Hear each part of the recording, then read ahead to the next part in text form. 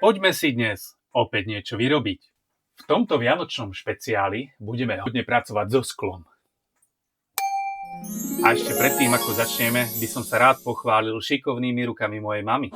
Vyrába nielen takéto úžasné medovníky, ktoré sú na pohľad jednoduchých tvarov, ale aj rôzne úžasné veci ako domčeky, nádobky, všetko medovníkové, úžasne zdobené. A keďže vraj jablko nepadá ďaleko od stromu, tak sa pochválim aj tým, čo som urobil drobného ja, a také milé, malé na Vianoce. Sú to takíto anielikovia. Použil som iba papier ozdobný, nejakú tú mašľu a potom takéto štipčeky. Keď chcete darovať, povedzme, obálku s niečím, tak tam pripnete obálku. A tu na toto miesto môžete napísať nejaké venovanie alebo meno. Na začiatku som povedal, že v tomto dieli budem hodne pracovať so sklom. A to aj dodržím. Pripravil som si pohár Archívne Alibernet ročník 2000. Ešte predtým, než začnem vyrábať do tejto sklenenej gule zelenú dekoráciu, tak vám ukážem, ako si vyrobiť malý lístoček s venovaním alebo nejakým menom, komu chcete darovať. Aby ste si nemysleli, že som iba kecal, že budem hodne pracovať so sklom, poďme hneď začať. Tu mám sklo, tu mám druhé sklo, tu mám tretie sklo, ktoré som vyrábal minule. Vínko. Vidíte, ani na Vianoce nemusím chodiť do fitka a posilujem. Teraz konkrétne posilňujem samozrejme chrbát. Takémuto archívnemu vínku asi pasuje nejaký lepší pohár a má nádherný zvuk. Toto je Villeroy & Bosch. Táto práca so sklom ma naozaj baví. Na zdravie. Nie som nejaký špecialista na vína, ale tá vôňa je úžasná. Ja tam cítim nejaké čierne rýbezle, prezreté slivky. Poďme teraz naozaj seriózne niečo vyrábať. Čiže mám tu toho anielika, kde som povedal, že tu vyrobím nejakú kartičku s venovaním alebo s menom. Vystrihnem si z nejakého tvrdšieho papiera kartičku, zapnem si orák a opálim okraje.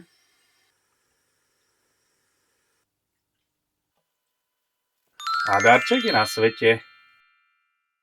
Ja verím, že všetci z vás sa hlavne tešili na to, čo idem vyrábať z tej sklenej gule. Budem teda potrebovať lávovú drť, substrát, nejaké rastliny. Mám tu fikus, pochádzajúci z Kolumbie, ťahavý druh s malými listami. Na spodok tej sklenej gule nasypem lávovú drť. Lávová drť mi bude robiť takú separačnú vrstvu. Rovno na to si nasypem substrát.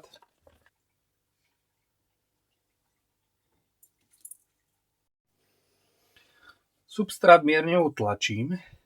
Ako hlavnú dekoráciu použijem drevo, nejaké mangrovové. Do tejto časti by sa mi páčilo vysadiť mäsožravú rastlinu Drosea capiensis. Aj keď nie je v 100% vitálnom stave, nevadí, ako chce to nejaký čas. Urobím si tam miesto v tejto strednej časti. Pokúsim sa teda, aby to bolo približne v strede.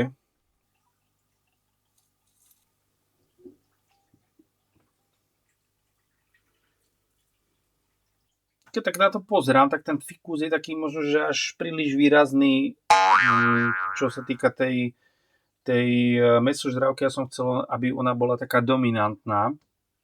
Tak možno by sa tam zišlo použiť niečo jemnejšie ako tento fikus.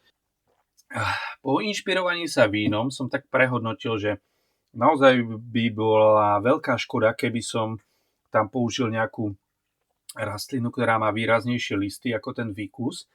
A preto som sa rozhodol, že tam použijem krásny tropický mach, sa vám tam potom perfektne rozrastie. Rašeliník rozstriham na také drobné kúsky a tie potom rozsypem potom vrchu toho substrátu.